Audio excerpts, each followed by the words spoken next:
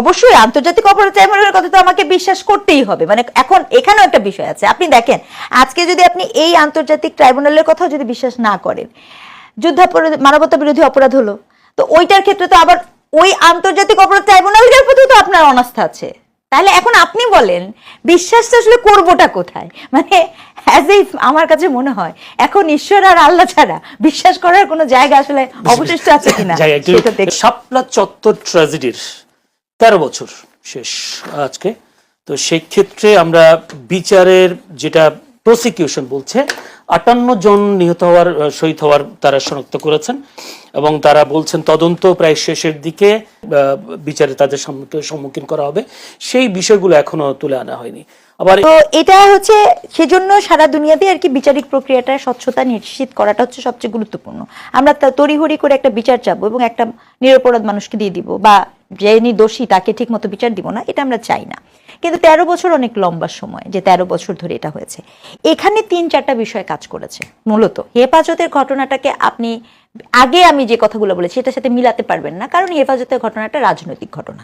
এটা হচ্ছে প্রথম ফার্স্ট রাজনৈতিক ঘটনা। এবং আমি আসলে একটু সময় দিলে আমি চেক করে বলবো, বিবিসির একজন সাংবাদিক ছিলেন, সিনিয়র সাংবাদিক, তিনি বিবিসির রিপোর্টে বলছিলেন যে উনি বলছিলেন যে আসলে কোনো ওই অর্থে এত হতাহতের কোনো ট্রেস উনি পান নাই।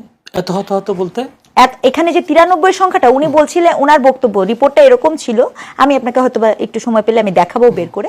রিপোর্টার বক্তব্য এরকম ছিল যে ওখানে উনি এইরকম যে ক্লেইমটা এইরকম খুঁজছে, কিন্তু ওনারা এরকম কাউকে পান নাই। এটা নিয়ে বিবিসির সাংবাদিক বলেছেন যে আচ্ছা কেউ যদি মারা যায় তাহলে তার লাশ পাইতে হবে। লাশ মনে করেন সরকার গুম করে দিয়েছে, এই অভিযোগ সরকারের বিরুদ্ধে আছে, সরকারের পরিবারকে মানে ওই লাশের পরিবার তো ক্লেম করতে হবে। ওনার বক্তব্য ছিল, ওনার সাক্ষাৎকার টিম শুনেছি, উনি বলছিলেন যে সেই পরিবারকেও আসলে ওইভাবে খুঁজে পাওয়া যায়নি।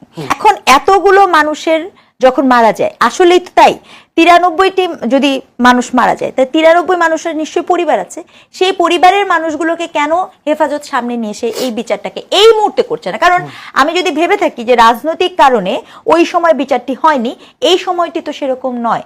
এই আপনি আসলে কার কথা বিশ্বাস করবেন? কেন বলছি, একদিকে এটা একটা মানবিক বিপর্যয়, আসলে এতগুলো মানুষের মৃত্যু কোনোভাবেই মানা যায় না, এটার অবশ্যই শাস্তি হওয়া উচিত।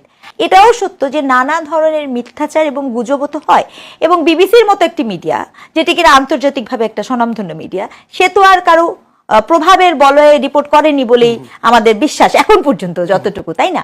তাহলে এই পুরো প্রক্রিয়াটা হয়েছে কি আমাদের এখন তথ্যের উপরেও এক ধরনের অবিশ্বস্ততা তৈরি করেছে। মানে আমি কি আসলে এখন হেফাজতের কথা শুনবো, না বিবিসির কথা শুনবো, না